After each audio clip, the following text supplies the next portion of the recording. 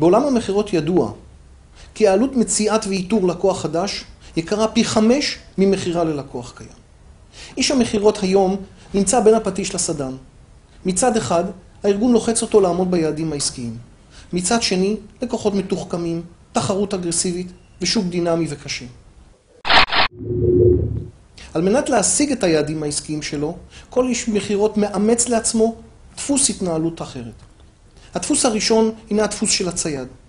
הצייד מחפש את הטרף הקל ביותר, קרי את הלקוחות הקלים ביותר, גם אם אין להם את הרווחיות הגבוהה ביותר, וכל פעם הוא מחפש טרף חדש, קרי כל פעם מחפש לקוח חדש. הטיפוס השני הינו טיפוס שהולך בתלם.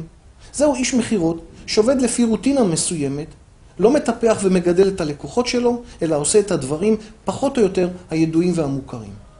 הטיפוס השלישי הינו הטיפוס של החקלאי.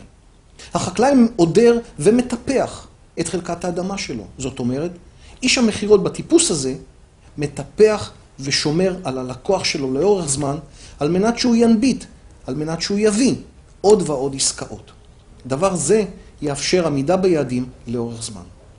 אז איך אתה מוכר?